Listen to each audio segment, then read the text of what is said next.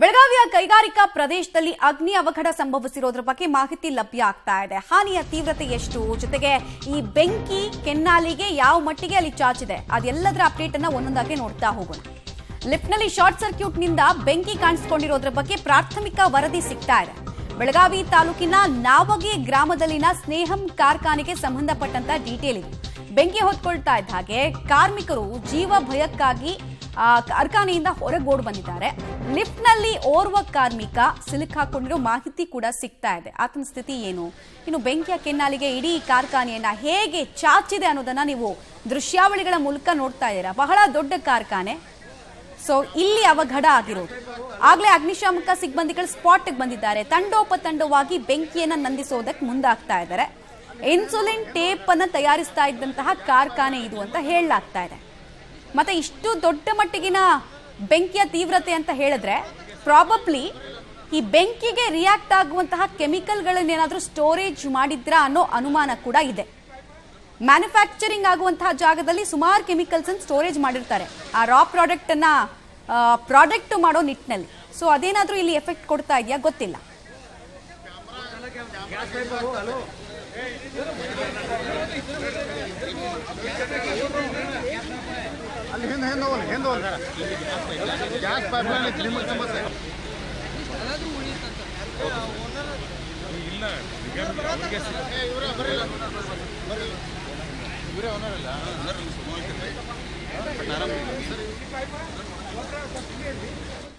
Details ಕೊಡ್ತಾರೆ. ನೇರ ಸಂಪರ್ಕದಲ್ಲಿ ಜಾಯ್ನ್ ಆಗ್ತಾ ಇದ್ದಾರೆ ದಿಲೀಪ್. ಈಗ ಹೇಗಿದೆ ಅಗ್ನಿ ನರ್ತನದ ತೀವ್ರತೆ, ಜೊತೆಗೆ ಈ ಕಾರ್ಖಾನೆಯಲ್ಲಿ ಕೇವಲ ಒಂದೇ ಒಂದು ಪ್ರಾಡಕ್ಟ್ ಅನ್ನು ಮ್ಯಾನುಫ್ಯಾಕ್ಚರ್ ಮಾಡ್ತಾ ಇದ್ರಾ, ಏನಾದ್ರೂ ಕೆಮಿಕಲ್ಸ್ ಅನ್ನು ಇಟ್ಟಿದ್ರಾ, ಹಾಗೆ ಕಾರ್ಖಾನೆ ಒಳಗೆ ದುರಂತ ನಡೆದಂತಹ ಸಂದರ್ಭದಲ್ಲಿ ಯಾರಾದ್ರೂ ಇದ್ರಾ, ಎಷ್ಟು ಜನ ಇದ್ರು ಇದ್ದಿದ್ರೆ? ಮಮತಾ, ನಾವು ಪ್ರಮುಖವಾಗಿ ಈಗೇನು ನಾವಗಾಲಿ ಇರ್ತಕ್ಕಂಥ ನಾವು ಕಾರ್ಖಾನೆ ಮುಂದೆ ಇದ್ದೀವಿ.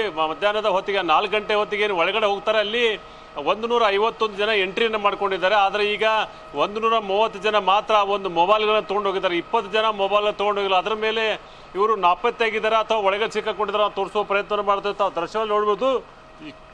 ಈಗಲೂ ಕೂಡ ಬಹಳಷ್ಟು ಕೆನ್ನಾಲಿಗೆ ಹೊರತಾ ಇರೋಂಥದ್ದು ತಾವು ನೋಡ್ಬೋದು. ಆ ದೃಶ್ಯಗಳನ್ನು ತೋರಿಸುವ ಪ್ರಯತ್ನ ಮಾಡ್ತಾ ಇದ್ದೀನಿ. ಕಳೆದ 4-5 ದಿನಗಳಿಂದ ಕಂಟಿನ್ಯೂಸ್ ಆಗಿ ಮಳೆ ಸುರಿತಾ ಇತ್ತು. ಆದರೆ ಇವತ್ತು ಸಂಜೆಯಿಂದ ಒಂಚೂರು ಮಳೆ ಇಲ್ಲ. ಈಗಾದರೆ ಬಹಳಷ್ಟು ಹರಸಾಹಸ ಪಡ್ತಾರೆ ಅಗ್ನಿಶಾಮಕ ಸೇನೆಯವರು. 4 ಟ್ಯಾಂಕರ್ಗಳ ತೆಗೆದುಕೊಂಡು ಕಂಟಿನ್ಯೂಸ್ ಆಗಿ ತಾವು ನೋಡ್ಬೋದು ಯಾವ ಥರ ನೀರನ್ನು ಹೊಡಿತಾ ಇದ್ದಾರಂತೆ. ನೀರಿನ ಕೊರತೆ ಕಂಡು ಬರ್ತಾ ಇದೆ. ಬಹಳಷ್ಟು ಟ್ಯಾಂಕರ್ಗಳು ಕೂಡ ಬರ್ತಾ ಇದ್ದಾರೆ. ಬೆಳಗಾವಿಯ ಜಿಲ್ಲಾಧಿಕಾರಿ ರೋಷನ್ ಅವರು ಕೂಡ ಸ್ಥಳಕ್ಕೆ ಬಂದಿದ್ದಾರೆ. ಬೆಳಗಾವಿಯ ಕಮಿಷನರ್, ಪೊಲೀಸ್ ಕಮಿಷನರ್ ಯಡಾಮಠಿನವರು ಕೂಡ ಬಂದಿದ್ದಾರೆ. ಬೆಳಗಾವಿ ಪೂರ್ಣ ಜಿಲ್ಲಾಡಳಿತ ಇಲ್ಲಿರುವಂಥದ್ದು. ಇದು ಕಂಟಿನ್ಯೂಸ್ ಆಗಿ ತಾವು ನೋಡ್ಬೋದು. ಏನಂತಂದರೆ ಯಾವ ಥರ ಈ ಒಂದು ಬೆಂಕಿ ಕನ್ನಾಲಿಗೆ ಇನ್ನೂ ಕೂಡ ಕಂಟ್ರೋಲ್ಗೆ ಬರ್ತಾ ಇಲ್ಲ. ಭಾಳಷ್ಟು ಹರಸಾಹಸ ಪಡ್ತಾ ಇದ್ದಾರೆ. ಈಗ ನಾವು ಜಿಲ್ಲಾಧಿಕಾರಿಗಳನ್ನ ಮಾತಾಡ್ತೀವಿ. ಜಿಲ್ಲಾಧಿಕಾರಿ ಹೇಳ್ತಾ ಇದ್ದಾರೆ, ಮೊದಲು ಬೆಂಕಿ ನಂದಿಸುವ ಕೆಲಸವನ್ನು ಮಾಡ್ತಾ ಇದ್ದೀವಿ. 200ಕ್ಕೂ ಹೆಚ್ಚು ಬೆಡ್ಗಳನ್ನು, ನಾನು ಇನ್ನೊಂದ್ಸರಿ ಹೇಳ್ತೀನಿ, 200ಕ್ಕೂ ಹೆಚ್ಚು ಬೆಡ್ಗಳನ್ನ ತಯಾರಿ ಮಾಡ್ಕೊಂಡಿದ್ವಿ ಅಂತೇಳಿ ಬೆಳಗಾವಿ ಜಿಲ್ಲಾಧಿಕಾರಿ ಹೇಳ್ತಾ ಇರೋದು ಭಾಳಷ್ಟು ಶೋಚನೀಯ ಸಂಗತಿ. ಯಾಕೆ ಅಂತಂದರೆ ಯಾಕೆ ಇಷ್ಟು ಬೆಡ್ಗಳನ್ನ ರೆಡಿ ಮಾಡಿದ್ರು, ಒಳಗಡೆ ಎಷ್ಟು ಜನ ಇದ್ದಾರೆ ಹಾಗೆ ಅಂತೇಳಿ ಕೂಡ ಒಂದಿಷ್ಟು ಸಂಶಯ ಬರ್ತಕ್ಕಂಥ ವಿಚಾರ ಇಲ್ಲಿ ಕಂಡು ಬರ್ತಾ ಇರುವಂಥದ್ದು. ತಾವು ನೋಡ್ಬೋದು. ಕಳೆದ 3-4 ಗಂಟೆಯಿಂದ ಕಂಟಿನ್ಯೂಸ್ ಆಗಿ ಹರಸಾಹಸ ಪಡ್ತಾ ಇದ್ದಾರೆ. ಮುಂದೆ ಹೋಗಿ ತೋರಿಸುವ ಪ್ರಯತ್ನವನ್ನು ಮಾಡ್ತಾ ಇದ್ದೀವಿ. ಯಾವ ಥರ ಅಗ್ನಿಶಾಮಕ ಸೇವೆಯವರು ಕೆಲಸ ಮಾಡ್ತಾ ಇದ್ದಾರೆ ಅಂಥೇಳಿ ತಾವು ನೋಡ್ಬೋದು. ಒಳಗಡೆ ಯಾವ ಥರ ಒಂದಿಷ್ಟು ಕೆಮಿಕಲ್ಗಳಿದ್ವು, ಕೆಮಿಕಲ್ ಜೊತೆಗೆ ಅಂದರೆ ಗ್ಯಾಸ್ ಕೂಡ ಇತ್ತು ಅಂಥೇಳಿ. ಆದರೆ ಈಗಾಗಲೇ ಗ್ಯಾಸ್ ಕನೆಕ್ಷನ್ನ ಕಟ್ ಮಾಡಿದ್ದಾರೆ. ಕಂಟಿನ್ಯೂಸ್ ಆಗಿ ಅಗ್ನಿಶಾಮಕ ಸೇವೆಯವರು ಕೆಲಸವನ್ನು ಮಾಡ್ತಾ ಇದ್ದಾರೆ. ತಾವು ನೋಡ್ಬೋದು ಯಾವ ಥರ ಈ ಒಂದು ಬೆಂಕಿಯ ಕೆನ್ನಾಲಿಗೆ ಹರಿತಾ ಇದೆ ಅಂತೇಳಿ. ತಾವು ಇಲ್ಲಿ ಮಮತಾ, ಇದು ಬಹಳಷ್ಟು ದೊಡ್ಡದಂತ ಫ್ಯಾಕ್ಟ್ರಿ. ಸುಮಾರು 5 ಎಕರೆಯಲ್ಲಿ ಈ ಫ್ಯಾಕ್ಟ್ರಿ ಇರೋದ್ರಿಂದ ಸುಮಾರು 150ಕ್ಕೂ ಒಂದು ಶಿಫ್ಟಲ್ಲಿ ಕೆಲಸ ಮಾಡ್ತಾ ಇರುವಂಥದ್ದು. ಮಮತಾ, ದಿಲೀಪ್, ಇಲ್ಲಿ ಎಂಟ್ರಿ ಎಕ್ಸಿಟ್ ಪಾಯಿಂಟ್ಗಳು ಕರೆಕ್ಟ್ ಆಗಿ ಇದ್ವಾ? ಯಾಕಂದ್ರೆ ಸಾಮಾನ್ಯವಾಗಿ ಟ್ರಾಪ್ ಆಗೋದು ಕಾರ್ಮಿಕರು ಯಾವಾಗ ಅಂತ ಹೇಳಿದ್ರೆ ಎಮರ್ಜೆನ್ಸಿ ಎಕ್ಸಿಟ್ಗಳು ಕಾರ್ಖಾನೆಗಳಲ್ಲಿ ಇಲ್ಲದೆ ಇದ್ರೆ, ಉಲ್ಲಂಘನೆ ಮಾಡಿದ್ರೆ ರೂಲ್ಸ್ ಅನ್ನ, ಆ ತರದ ಸಂದರ್ಭದಲ್ಲೆಲ್ಲ ಟ್ರಾಪ್ ಆಗ್ತಾರೆ. ಮತ್ತೆ ಇಲ್ಲಿ ಅಗ್ನಿ ಸುರಕ್ಷತೆಗೆ ಸಂಬಂಧಪಟ್ಟಂತೆ, ಫೈರ್ ಸೇಫ್ಟಿಗೆ ಸಂಬಂಧಪಟ್ಟಂತೆ ಎಲ್ಲಾ ಮೆಷರ್ಸ್ ಅನ್ನ ಕಾರ್ಖಾನೆಯವರು ತಗೊಂಡಿದ್ರ? ಬಿಕಾಸ್ ಒಂದು ಶಾರ್ಟ್ ಸರ್ಕ್ಯೂಟ್ ಇಷ್ಟು ದೊಡ್ಡ ಅನಾಹುತಕ್ಕೆ ಕಾರಣ ಆಗುತ್ತೆ ಅಂದ್ರೆ ಅಗೇನ್ ಇಲ್ಲಿ ಪ್ರಶ್ನೆ ಬರೋದು ಫೈರ್ ಸೇಫ್ಟಿ ಮೆಷರ್ಸ್ ಬಗ್ಗೆ. ಹೌದು ಮಮತಾ, ತಾವು ತೋರಿಸೋದು ಅಂತಂದ್ರೆ ಎಂಟ್ರಿ ಎಕ್ಸಿಟ್ ಆಗಬೇಕಾಗಿರುವಂಥದ್ದು ಒಂದೇ ಒಂದು ಡೋರ್ ಇರುವಂಥದ್ದು. ತಾವು ನೋಡ್ಬೋದು ಅದೇ ಮುಖ್ಯವಾದ ಡೋರ್ ಅಂತ. ಮತ್ತು ಈ ಕಡೆ ಏನು ಲಿಫ್ಟ್ ಇದೆ, ಆ ಲಿಫ್ಟ್ ಅಲ್ಲಿ ಮೊದಲಿಗೆ ಹತ್ಕೊಂಡಿದೆ ಅಂತೇಳಿ ಎಂಟ್ರಿ ಎಕ್ಸಿಟ್ ಬಗ್ಗೆ ಒಂದಿಷ್ಟು ಡೌಟ್ ಇದೆ. ಆ ಡೌಟ್ ಅನ್ನು ಅವನೇಶ್ ಕೊಡೋಕೆ ಮಾಹಿತಿಯನ್ನ ಈಗಾಗಲೇ ಈ ಒಂದು ಫ್ಯಾಕ್ಟರಿ ಮಾಲೀಕರನ್ನ ವಶಕ್ಕೆ ತಗೊಂಡು ಕೊಡಿದ್ದಾರೆ. ಮತ್ತೆ ಅವರನ್ನ ಕೇಳ್ತಾ ಇದ್ದಾರೆ ಏನೇನಿದೆ ಒಳಗಡೆ ಹಾಗೆ ಅಂತೇಳಿ. ತಾವು ನೋಡ್ಬೋದು ಯಾವ ತರ ಈಗಲೂ ಕೂಡ ಬೆಂಕಿ ಹತ್ಕೊಂಡಂತೆ ಎಂಟ್ರಿ ಎಕ್ಸಿಟ್ ಬಗ್ಗೆ ಕೂಡ ತಾವು ಹೇಳಿದ ಹಾಗೆ ಒಂದಿಷ್ಟು ಡೌಟ್ಫುಲ್ ಆಗಿರುವಂತದ್ದು ಮಮತಾ. ದಿಲೀಪ್, ಈಗ ನಾವು ಗಮನಿಸ್ತಾ ಇದ್ವಿ ಅಲ್ಲಿ ಅಂದ್ರೆ ಅವರು ಬೆಂಕಿಯನ್ನ ನಂದಿಸೋದಕ್ಕೆ ಪ್ರಯತ್ನ ಪಡ್ತಾ ಇದ್ದಾರೆ, ಬಟ್ ಅಲ್ಲಿ ಯಾವುದೇ ಪರಿಣಾಮಗಳಾದಂಗೆ ಕಾಣಿಸ್ತಾ ಇಲ್ಲ. ಯಾವಾಗ ಈ ತರ ಸಂದರ್ಭಗಳಾಗತ್ತೆ ಅಂದ್ರೆ ಕೆಲವು ಕೆಮಿಕಲ್ಸ್, ಎಲ್ಲಾ ಕೆಮಿಕಲ್ಸ್ ಅನ್ನ ನಾವು ಅಗ್ನಿಶಾಮಕ ದಳದ ಸಿಬ್ಬಂದಿಗಳಿಂದ ನಂದಿಸೋದಕ್ಕೆ ಆಗೋದಿಲ್ಲ. ಸೊ ಅಂತದ್ದೇನಾದ್ರೂ ಕೆಮಿಕಲ್ಸ್ ಗಳ ಸ್ಟೋರೇಜ್ ಅಲ್ಲಿ ಆಗಿತ್ತಾ? ಅದಕ್ಕೆ ಲೈಸೆನ್ಸ್ ಗಳು ಇದ್ವಾ? ಹೌದು, ಈಗಾಗಲೇ ಏನೇನು ಕೆಮಿಕಲ್ ಇಟ್ಟು, ಯಾಕಂದ್ರೆ ಒಂದು ಅಡೈಸಿವ್ ಟೇಪು ಅಂತಂದ್ರೆ ಇದು ಕೆಮಿಕಲ್ ಮೇಲೆ ಆಗ್ತಾ ಇರಕ್ಕಂತ ಒಂದು ಮಟೀರಿಯಲ್ ಅಂತಾನೆ ಹೇಳ್ಬೋದು. ಹೀಗಾಗಿ ಯಾವ್ಯಾವ ಕೆಮಿಕಲ್ ಇತ್ತು, ಯಾವ ತರ ಆಗಿದೆ ಅಂತೇಳಿ ಕೂಡ ಇವನ್ನ ಮಾಹಿತಿಯನ್ನ ಪಡಿತಾ ಇದ್ದಾರೆ. ಆದ್ರೆ ಆ ಒಂದು ಮಾಲೀಕರೇನಿದ್ದಾರೆ ಅವರು ಶಾಕ್ ಅಲ್ಲಿ ಹೋಗಿದ್ದಾರೆ, ಯಾವುದೋ ಮಾಹಿತಿಯನ್ನು ಕೂಡ ಹೇಳ್ತಾ ಇಲ್ಲ. ಬಹಳಷ್ಟು ವಿಚಾರದಲ್ಲಿ ತಾವು ನೋಡ್ಬೋದು ಏನಂತಾರೆ ಮೇಲ್ಗಡೆ ಬೀಳುವ ಚಾನ್ಸ್ ಇರೋದ್ರಿಂದ ಇದು ಕೂಡ ತನಿಖೆ ಆಗ್ತಾ ಇರುವಂತದ್ದು. ಹೀಗಾಗಿ ಇದು ಪ್ರಮುಖವಾಗಿ ಏನೇನಿತ್ತು ಹೇಗೆ ಅಂತ ಹೇಳಿ ಕೂಡ ಇನ್ನೂ ತನಿಖೆ ಆಗ್ತಾ ಇರುವಂತ ವಿಚಾರ ಮಮತಾ. ದಿಲೀಪ್, ಈಗ ಈ ಪೇಸ್ ನಲ್ಲೇ ಈಗ ಬೆಂಕಿಯನ್ನ ಆರಿಸೋದಕ್ಕೆ ಪ್ರಯತ್ನ ಪಟ್ಟರೆ ಎಷ್ಟು ಸಮಯ ಬೇಕಾಗತ್ತೆ? ಅದ್ರ ಬಗ್ಗೆ ಏನಾದ್ರೂ ಅಂದಾಜು ಸಿಗ್ತಾ ಇದೆಯಾ? ಅಗ್ನಿಶಾಮಕ ದಳದ ಸಿಬ್ಬಂದಿಗಳಿಗೆ ಏನಾದ್ರೂ ಮಾಹಿತಿ ಹಂಚ್ಕೊಳ್ತಾ ಇದ್ದಾರೆ ಎಷ್ಟೊತ್ತು ಬೇಕಾಗತ್ತಂತೆ ಈ ಆಪರೇಷನ್ ಮುಗಿಯೋದಕ್ಕೆ? ಈಗಲೂ ಕೂಡ ಅಂದಾಜು ಸಿಗ್ತಾ ಇಲ್ಲ. ಯಾಕಂತಂದ್ರೆ 4 ರಿಂದ 6 ಟ್ಯಾಂಕರ್ಗಳಿಗೆ ತರಿಸಲಾಗಿದೆ. ಇನ್ನೂ ಅಷ್ಟು ಟ್ಯಾಂಕರ್ಗಳನ್ನ ತರಿಸ್ತಾ ಇದ್ದಾರೆ. ಜಿಲ್ಲಾಧಿಕಾರಿ ಸ್ಥಳದಲ್ಲಿ ಮುಖಾಂ ಬಿಟ್ಟಿದ್ದಾರೆ. ಇದೇ ಒಂದು ಸ್ಪೀಡ್ ಅಲ್ಲಿ ಹೋದ್ರೆ ಬೆಳಗಿನವರೆಗೆ ಈ ಒಂದು ಅಗ್ನಿಯನ್ನ ನಂದಿಸುವ ಕೆಲಸ ಆಗತ್ತೆ ಅಂತ ಹೇಳಿ ಮಾಹಿತಿ ಪಡ್ತಾ ಇದ್ದಾರೆ. ಜೊತೆಗೆ ಏನಂತ ಒಂದಿಷ್ಟು ಗ್ಯಾಸ್ಗಳನ್ನು ಕೂಡ ಬಳಕೆ ಮಾಡ್ತಾ ಇದ್ದಾರೆ. ಬಹಳಷ್ಟು ಬಳಕೆ ಮಾಡಿ ಅಗ್ನಿಯನ್ನ ಹತೋಟಿಗೆ ತರಬೇಕಂತ ಹೇಳಿ. ಆದ್ರೆ ಕೂಡ ಇದುವರೆಗೆ ಯಾವುದು ಏನಂತ ಇವರ ಹತೋಟಿಗೆ ಬರದೇ ಇರೋದು ಬಹಳಷ್ಟು ಶೋಚನೀಯ ಸಂಗತಿ. ನಾವು ಒಂದಿಷ್ಟು ಕ್ಯಾಮ್ರಾನ ಮುಂದೆ ತೋರಿಸಿ ಹೋಗಿ ತೋರಿಸ್ತಾ ಯಾವ ತರ ಒಳಗಡೆ ಸುಟ್ಟು ಹಾಕಿದ್ದಾರೆ, ಯಾವ ತರ ಒಳಗಡೆ ಒಂದು ಐಟಮ್ ಸುಡ್ತಾ ಇದೆ ಅನ್ನೋದು ತಾವು ನೋಡ್ಬೋದು. ಯಾವ ತರ ಈ ಒಂದು ಬೆಂಕಿ ಕೆನ್ನಾಲಿಗೆ ಸಿಕ್ಕಾಕೊಂಡು ಈ ಒಂದು ಫ್ಯಾಕ್ಟರಿ ದಗ ಅಂತ ಉರಿತಾ ಇರುವಂತದ್ದು. ಮತ್ತು ಇನ್ನೂ 4 ರಿಂದ 6 ಗಂಟೆಗಳ ಕಾಲ ಒಂದು ಈ ಮಾಹಿತಿ ಕೂಡ ಬರ್ತಾ ಇದೆ. ಏನಂತಂದ್ರೆ ಇನ್ನು ನಗಸಕ್ಕೆ ಬೇಕಾಗ್ಬೋದು ಅಂತ ಹೇಳಿ ಮಾಹಿತಿ ಬರ್ತಾ ಇರುವಂತದ್ದು ಮಮತಾ. ಈಗ 200 ಬೆಡ್ ಅಂತ DC ಹೇಳಿದ್ರು ಅಂತ ನೀವು ಹೇಳ್ತಾ ಇದ್ರಿ ದಿಲೀಪ್, ಬಟ್ ಅಲ್ಲಿ ರಿಜಿಸ್ಟರ್ ಅಲ್ಲಿ ಎಂಟ್ರಿ ಆಗಿರೋದು ಅಂದ್ರೆ 130ರಲ್ಲಿ ಒಂದು 20 ಜನ ಮಾತ್ರ ಇದ್ದಾರೆ ಅಂತ. ಸೊ 200 ಬೆಡ್ ಯಾಕಾಗಿ ಅಂತ ಅಂದ್ರೆ ಅಲ್ಲಿ ರಿಜಿಸ್ಟರ್ ಆಗಿರುವಂತಹ ಎಂಪ್ಲಾಯೀಸ್ ಗಿಂತ ಜಾಸ್ತಿ ಜನ ಶಿಫ್ಟ್ ಅಲ್ಲಿ ಕೆಲಸ ಮಾಡ್ತಾ ಇದ್ರ? ಏನಿದೆ ಇನ್ಫಾರ್ಮೇಶನ್ ಅದ್ರ ಬಗ್ಗೆ? ಹೌದು, ಈಗ ಪ್ರಮುಖವಾಗಿ 150ಕ್ಕೂ ಹೆಚ್ಚು ಬೆಡ್ಗಳನ್ನ ಯಾಕೆ ರೆಡಿದಂದ್ರೆ ಈಗಾಗಲೇ 150 ಜನ ಒಳಗಡೆ ಹೋಗಿದ್ದಾರೆ. ಮತ್ತೆ ಇನ್ನು ಅಲ್ಲಿ ಒಳಗಡೆ 2ನೇ ಶಿಫ್ಟ್ ಅಲ್ಲಿ ಇರ್ತಕ್ಕಂಥವ್ರು ಬರಬೇಕಾಗಿದೆ. ಹೀಗಾಗಿ 200 ಜನ ಒಂದು ಸಮಸ್ಯೆ ಆಗಿರ್ಬೋದು ಅಂತ ಊಹೆ ಆಗ್ತಾ ಇದೆ. ಆದ್ರೆ ಯಾವುದೂ ಕೂಡ ಇಲ್ಲಿ ಕ್ಲೂಗಳು ಸಿಗ್ತಾ ಇಲ್ಲ. ಯಾವ ಮಾಹಿತಿಯನ್ನು ಕೂಡ ಹೊರಗಡೆ ಬಿಡ್ತಾ ಇಲ್ಲ ಜಿಲ್ಲಾಧಿಕಾರಿಗಳಾಗ್ಲಿ ಅಥವಾ ಜಿಲ್ಲಾಡಳಿತ ಆಗಲಿ. ಯಾಕಂತಂದ್ರೆ ಮೊದಲು ಬೆಂಕಿಯನ್ನ ಕಂಟ್ರೋಲ್ ತಗೊಂಡ್ಬರ್ಬೇಕು, ಅದಾದ ನಂತರ ವಿಚಾರಗಳನ್ನ ಹೇಳ್ತೀವಿ ಅಂತೇಳಿ ಜಿಲ್ಲಾಧಿಕಾರಿ ಕೂಡ ತಿಳಿಸಿರುವಂತದ್ದು ಮಮತಾ. ಓಕೆ ದಿಲೀಪ್, ಹಾಗೆ ಹೋಲ್ಡ್ ಮಾಡಿ, ವಾಪಸ್ ಬರ್ತೀನಿ. ಮತ್ತೊಂದು ಬ್ರೇಕಿಂಗ್ ಇದೇ ವಿಚಾರಕ್ಕೆ ಸಂಬಂಧಪಟ್ಟಂತೆ ಬರ್ತಾ ಇದೆ, ನೋಡ್ತಾ ಹೋಗೋಣ.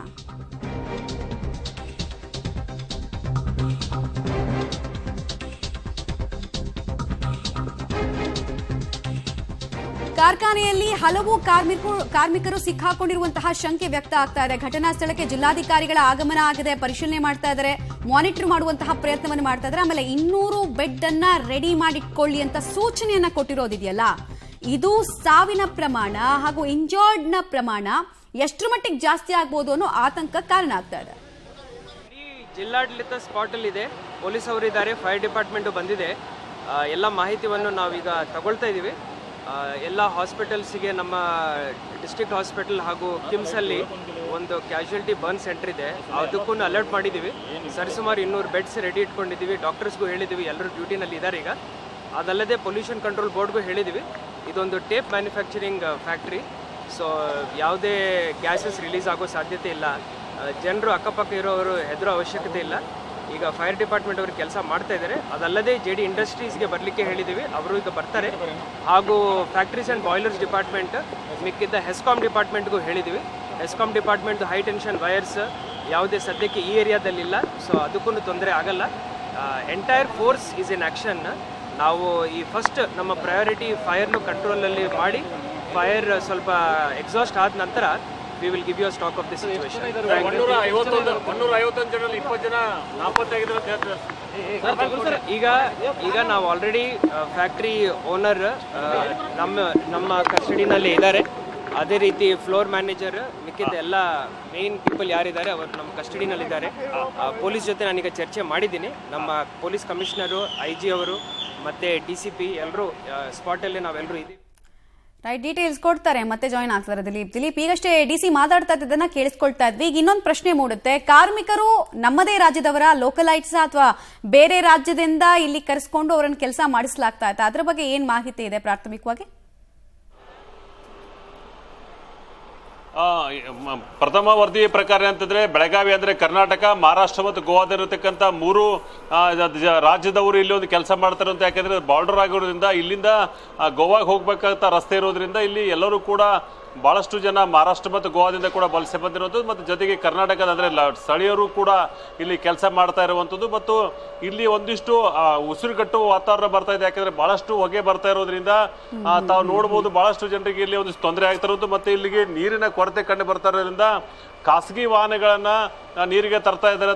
ನಾನು ತೋರಿಸ್ತೀನಿ ಆ ದೃಶ್ಯಾವಳಿಗಳನ್ನ. ಖಾಸಗಿ ವಾಹನಗಳ ನೀರುಗಳನ್ನ, ಟ್ಯಾಂಕರ್ಗಳನ್ನ ತಂದು ಇಲ್ಲಿ ಒಂದಿಷ್ಟು ನೀರನ್ನ ತರಿಸ್ಬೇಕು ಅಂತ ಹೇಳಿ, ಮತ್ತೆ ಈಗಾಗಲೇ ಆ ನೀರು ವಿಚಾರವಾಗಿ ಒಂದಿಷ್ಟು ಕೊರತೆ ಬಂದಿರೋದ್ರಿಂದ ಎಲ್ಲ ಕಡೆಯಿಂದ ನೀರನ್ನು ತರಿಸ್ಬೇಕು ಹಾಗೆ ಅಂತೇಳಿ ಬೆಳಗಾವಿ ಜಿಲ್ಲಾಧಿಕಾರಿ ರೋಷನ್ ಅವರು ಆರ್ಡರ್ ಮಾಡಿದ್ದಾರೆ. ಮತ್ತು ಎಲ್ಲರೂ ಕೂಡ ಈ ಅಗ್ನಿಶಾಮಕ ಸೇವೆ ಜೊತೆಗೆ ಅಂತ ಎಸ್ಕಾಮ್ದವರು ಇರ್ತಕ್ಕಂಥ ಏನು ಅಕ್ಕಪಕ್ಕದಲ್ಲಿರ್ತಕ್ಕಂಥ ಬೇರೆ ಅನಾಹುತ ಆಗಬಾರ್ದು ಹಾಗೆ ಅಂಥೇಳಿ ಅಕ್ಕಪಕ್ಕದಲ್ಲಿರ್ತಕ್ಕಂಥ ಎಸ್ಕಾಮ್ದ ಎಲ್ಲ ಕನೆಕ್ಷನ್ಗಳನ್ನು ಕೂಡ ಈಗಾಗಲೇ ಕಟ್ ಮಾಡಿದ್ದಾರೆ. ಮತ್ತು ಬೆಳಗಾವಿಯ ರೂರಲ್ ಸ್ಟೇಷನ್ನ ಮಾಹಿತಿಯಲ್ಲಿ ಈ ರೂರಲ್ ಸ್ಟೇಷನ್ ಮುಖಾಂತರ ಈ ಒಂದು ಎಲ್ಲವನ್ನು ಕೂಡ ಮಾಹಿತಿ ಮಾಡ್ತಾರೆ. ಮತ್ತು ಎಲ್ಲ ಮಾಹಿತಿಯನ್ನು ಕೂಡ ರೂರಲ್ ಸ್ಟೇಷನ್ ಅವರು ಪಡಿತಾ ಇರುವಂಥದ್ದು. ಮಮತಾ, ಎಷ್ಟೆಕರೆಯ ಕಾರ್ಖಾನೆ ಇದು? ಬಹಳ ವಿಸ್ತೀರ್ಣವಾಗಂತೂ ಕಾಣಿಸ್ತಾ ಇದೆ. ಬೆಂಕಿಯ ಕೆನಾಲ್ಗೆ ಇಷ್ಟು ದೊಡ್ಡ ಮಟ್ಟದಲ್ಲಿ ಚಾಚಿಕೊಂಡಿದೆ ಅಂತ ಹೇಳಿದ್ರೆ ತುಂಬಾ ದೊಡ್ಡ ಬಿಲ್ಡಿಂಗ್ ಅಂತ ಅನಿಸ್ತದೆ. ಅದರ ವಿಸ್ತೀರ್ಣ, ವ್ಯಾಪ್ತಿ ಬಗ್ಗೆ ಏನ್ ಮಾಹಿತಿ ಇದೆ ದಿಲೀಪ್? ಹೌದು, ಇದು 5 ಎಕರೆ ಕಾರ್ಖಾನೆ ಇರುವಂಥದ್ದು. 5 ಎಕರೆಯಲ್ಲಿ 5 ಎಕರೆ ಕೂಡ ಕಾಂಪೌಂಡ್ ವಾಲನ್ನು ಹಾಕಿದ್ದಾರೆ. ಮತ್ತೆ 3 ಶಿಫ್ಟ್ಗಳಲ್ಲಿ, ಒಂದು ಶಿಫ್ಟಲ್ಲಿ 150ಕ್ಕೂ ಹೆಚ್ಚು ಜನ ಕೆಲಸವನ್ನು ಮಾಡ್ತಾ ಇದ್ದಾರೆ. ತಾವು ನೋಡ್ಬೋದು ಏನಂತಂದ್ರೆ ಸುಮಾರು 500ಕ್ಕೂ ಫೀಟ್ಗಳದ್ದು ಹೆಚ್ಚದಾದಂಥ ಒಂದು ಬಿಲ್ಡಿಂಗ್ ಇದೆ. ಈ ಬಿಲ್ಡಿಂಗಲ್ಲೇ ಕೂಡ ಮಾಹಿತಿ ಪಡ್ತಾ ಇರೋದಂದ್ರೆ ಇದೇ ಬಿಲ್ಡಿಂಗ್, ಈ ಥರ 3 ಬಿಲ್ಡಿಂಗ್ ಇರುವಂಥದ್ದು. ಈ ಬಿಲ್ಡಿಂಗಲ್ಲಿ ಹಂಚಿಕೊಂಡಿದ್ರಿಂದ ಒಂದಿಷ್ಟು ಒಳಗಡೆ ಕೆಮಿಕಲ್ಸ್ ಇರೋದ್ರಿಂದ ಈ ಥರ ಆಗ್ತಾ ಇದೆ ಅಂತ ಹೇಳಿ ಮಾಹಿತಿ ಬರ್ತಾ ಇದೆ. ಮತ್ತು ಈ ಎಲ್ಲ ಮಾಹಿತಿಯನ್ನು ಕೂಡ ಈಗಾಗಲೇ ಆ ಒಂದು ಮಾಲೀಕರೇನಿದ್ದಾರೆ ಅನುವಂಶ್ ಅವರನ್ನ ಮೈಖಾನಿ ಅವ್ರಿಗೆ ಕೇಳ್ತಾ ಇದ್ದಾರೆ. ಆದರೆ ಮೈಖಾನಿ ಶಾಕ್ ಒಳಗಾಗೋದ್ರಿಂದ ಯಾವುದೇ ಮಾಹಿತಿಯನ್ನು ಕೂಡ ಬಿಟ್ಟು ಕೊಡ್ತಾ ಇಲ್ಲ. ಅವ್ರಿಗೆ ಏನು ಮಾತಾಡಬೇಕು ಗೊತ್ತಾಗ್ತಾ ಇಲ್ಲ. ಈ ಒಂದು ಘಟನೆಯನ್ನು ನೋಡಿದಂಥ ಮಾಲೀಕರೇನಿದ್ದಾರೆ ಏನೂ ಮಾಹಿತಿಯನ್ನು ಕೊಡೋಕ್ಕೆ ನಿರಾಕರಿಸ್ತಾ ಇದ್ದಾರೆ. ಅವ್ರಿಗೊಂದು ಶಾಕ್ ಒಳಗಾಗಿರುವಂಥದ್ದು. ಮಮತಾ, ದಿಲೀಪ್, ಪ್ರಾಣ ಉಳಿಸ್ಕೊಂಡು ಆಚೆ ಬಂದಂತಹ ಕಾರ್ಮಿಕರು ಕಂಡಂತೆ ಏನಾಯ್ತಂತೆ ಎಕ್ಸಾಕ್ಟ್ಲಿ? ಯಾರಾದ್ರೂ ಕಾರ್ಮಿಕರನ್ನ ಮಾತಾಡ್ಸೋದಕ್ಕೆ ಸಿಕ್ಕಿದ್ರಾ? ಪ್ರತ್ಯಕ್ಷ ದರ್ಶಿಗಳು ಯಾರನ್ನಾದ್ರೂ ಮಾತಾಡ್ಸೋಕ್ ಸಾಧ್ಯ ಆಯ್ತಾ? ಅವ್ರು ಹೇಳಿದ್ದೇನು? ಇಲ್ಲಿ ಯಾರೂ ಕಾರ್ಮಿಕರು ಕೂಡ ಸಿಗ್ತಾ ಇಲ್ಲ. ಯಾಕಂದ್ರೆ ಎಲ್ಲರೂ ಕೂಡ ಒಂದಿಷ್ಟು ಲಘು ಲಾಠಿ ಚಾರ್ಜ್ ಮಾಡಿಸಿ ಇಲ್ಲಿರ್ತಕ್ಕಂಥ ಜನರನ್ನ ಓಡಿಸಿದ್ದಾರೆ. ಯಾಕಂತಂದ್ರೆ ಸ್ಥಳದಲ್ಲಿ ನಾವು ಬಂದಾಗ ಸುಮಾರು 2,000ಕ್ಕೂ ಹೆಚ್ಚು ಜನ ನೋಡ್ತಾ ಇದ್ರು. ಕಾರ್ಮಿಕರು ಎಲ್ಲಿ ಹೋದ್ರು, ಜನ ಯಾರಿದ್ದಾರೆ ಅಂತ ಗೊತ್ತಾಗುತ್ತೆ ಅಂತ ಬಂದಂಥ ಪೊಲೀಸ್ ಕಮಿಷನರ್ ಎಲ್ಲರನ್ನೂ ಓಡಿಸ್ಬೇಕು ಹಾಗೆ ಅಂತ ಹೇಳಿದಾಗ ಒಂದಿಷ್ಟು ಲಘು ಲಾಠಿ ಚಾರ್ಜ್ ಮಾಡಿ ಜನರನ್ನ ಚದುರಿಸಿದ್ದಾರೆ. ಹೀಗಾಗಿ ಯಾರೇ ಕಾರ್ಮಿಕರು ಕೂಡ ಇಲ್ಲಿ ನಮಗೆ ಸಿಗ್ತಾ ಇಲ್ಲ ಮಮತಾ. ಆದರೆ ಇದ್ದವರು ಕೂಡ ಏನಂತಂದ್ರೆ ನಾವು ಒಳಗಡೆ ಇದ್ದೀವಿ, ಹೊರಗಡೆ ಇದ್ದೀವಿ ಅಂತ ಹೇಳ್ತಾ ಇರೋದೆ. ಹೀಗಾಗಿ ಯಾರೂ ಕಾರ್ಮಿಕರು ಈಗ ಮಾಹಿತಿಗೆ ಸಿಗ್ತಾ ಇಲ್ಲ. ಕೇವಲ ಅಗ್ನಿಶಾಮಕ ದಳದವರು ಮತ್ತೆ ಎಸ್ಕಾಂದವರು ಮಾತ್ರ ಇಲ್ಲಿ ಕಂಡು ಬರ್ತಾ ಇರುವಂಥದ್ದು. ಮಮತಾ, ದಿಲೀಪ್, ಆಸ್ತಿ ನಷ್ಟದ ಬಗ್ಗೆ ಏನ್ ಎಸ್ಟಿಮೇಷನ್ ಪ್ರಾಥಮಿಕವಾಗಿ ಸಿಗ್ತಾ ಇದೆ? ಎಷ್ಟು ಲಾಸ್ ಆಗಿದೆ ಒಂದು ಅಗ್ನಿ ಅವಘಡದಿಂದ? ಇದು ಒಂದು ಅಗ್ನಿ ಅವಘಡದಿಂದ ಇದು 5 ಕೋಟಿ ರೂಪಾಯಿಗಳ ಮೌಲ್ಯದ ಒಂದು ಫ್ಯಾಕ್ಟರಿ ಅಂತಾನೆ ಹೇಳ್ಬೋದು. ತಾವು ನೋಡ್ಬೋದು ಈಗ ಜೋರಾಗಿ ಒಂದು ಆಪರೇಷನ್ ಮಾಡ್ತಾ ಇದ್ದಾರೆ. ಬಹುಶಃ ಲಿಫ್ಟ್ ಕೆಳಗಡೆ ಇರ್ತಕ್ಕಂಥ ಜನರನ್ನ ತೆಗೆಯುವ ಪ್ರಯತ್ನ ಮಾಡ್ತಾ ಇದ್ದಾರೆ. ಅಲ್ಲೇ ಏನು ಈಗ ನೀರು ಬರ್ತಾ ಇದೆ, ಅಲ್ಲೇ ಲಿಫ್ಟ್ ಇರುವಂಥದ್ದು. ಆ ಲಿಫ್ಟಿಂದ ಜನರನ್ನ ಹೊರಗಡೆ ತೆಗಿಬೇಕು ಹಾಗೆ ಅಂತ ಹೇಳಿ ಅಗ್ನಿಶಾಮಕ ದಳದವರು ಈಗ ಪ್ರಯತ್ನ ಮಾಡ್ತಾ ಇದ್ದಾರೆ. ಇದು 5 ಕೋಟಿ ರೂಪಾಯಿ ವರ್ತ್, 5 ಕೋಟಿ ರೂಪಾಯಿ ಮೌಲ್ಯದ ಫ್ಯಾಕ್ಟರಿ ಅಂತಾನೆ ಹೇಳ್ಬೋದು. ಮಮತಾ, ಎಷ್ಟು ಜನ ಸಿಬ್ಬಂದಿಗಳನ್ನು ಕರೆಸ್ಕೊಂಡಿದ್ದಾರೆ?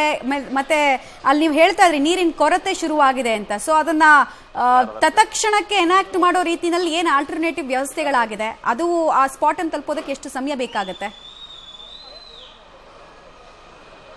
ಈಗಲೂ ಕೂಡ ಸ್ಪಾಟ್ ತಲುಪಬೇಕಾದ್ರೆ 45 ನಿಮಿಷಗಳಿಂದ 1 ಗಂಟೆಗಳ ಬೇಕಾಗಿರುವಂಥದ್ದು. ಇದು ಹಿಂದ್ಗಡೆನೆ ಒಂದು ದೊಡ್ಡದಂತ ಬಾವಿ ಇದೆ. ಆ ಬಾವಿ ನೀರನ್ನು ಕೂಡ ಎತ್ತಕ್ಕೆ ಪ್ರಯತ್ನ ಮಾಡ್ತಾ ಇದ್ದಾರೆ. ಆದರೆ ಇಲ್ಲಿ ಒಂದಿಷ್ಟು ವಿದ್ಯುತ್ ಕೊರತೆ ಇರೋದ್ರ ಈಗಾಗಲೇ ಇವರೇ ವಿದ್ಯುತ್ ಕಟ್ ಮಾಡೋದ್ರಿಂದ ಬಾವಿ ನೀರು ಮೇಲಕ್ಕೆ ಕಷ್ಟ ಆಗ್ತಾ ಇರುವಂಥದ್ದು. ಹೀಗಾಗಿ ಅಕ್ಕಪಕ್ಕದಲ್ಲಿರ್ತಕ್ಕಂಥ ಏನಂತೂ ಲೋಕಲ್ ಏನು ಟ್ಯಾಂಕರ್ಸ್ ಇರುತ್ತೆ, ಅಂದರೆ ಖಾಸಗಿ ಟ್ಯಾಂಕರ್ಗಳನ್ನ ಇಮಿಡಿಯೇಟ್ ಆಗಿ ಬ್ಲಾಕ್ ಮಾಡ್ಕೊಳ್ಳುವಂಥದ್ದು, ಮತ್ತೆ ಸ್ವತಃ ಪೊಲೀಸರನ್ನೇ ಟ್ಯಾಂಕರ್ಗಳು ತಗೊಂಡು ಓಡಿ ಬರ್ತಾ ಇರುವಂಥದ್ದು ಇಲ್ಲಿ ನಮಗೆ ಸೀನ್ ಕಂಡು ಬರ್ತಾ ಇರುವಂಥದ್ದು. ಮಮತಾ, ದಿಲೀಪ್, ಹಾಗೆ ಹೋಲ್ಡ್ ಮಾಡಿ, ಜೊತೆಗೆ ನಿಮ್ಮ ಹುಷಾರಲ್ಲಿ ನೀವು ಕೂಡ ಇರಿ. ಬಿಕಾಸ್ ಆ ಕಟ್ಟಡ ಜಾಸ್ತಿ ಹೆವಿ ಹೀಟ್ ಆದಾಗ ಅದು ಆ ಕಾಂಪೌಂಡ್ಗಳು ಕೂಡ ಹಾನಿಯಾಗುವಂತಹ ಸಮಸ್ಯೆ ಇರುತ್ತೆ, ಮತ್ತೆ ಆ ಬಿಲ್ಡಿಂಗ್ಗಳು ಕೂಡ ವಾಲುವಂತಹ ಸಾಧ್ಯತೆ ಇರುತ್ತೆ. ಸೊ ಕೇರ್ಫುಲ್ ಆಗಿ ರಿಪೋರ್ಟಿಂಗ್ ಮಾಡ್ತಾ ಇರಿ, ಮತ್ತಷ್ಟು ಮಾಹಿತಿ ನಿಮ್ಮಿಂದ ಪಡ್ಕೊಳ್ತಾ ಹೋಗ್ತೀವಿ.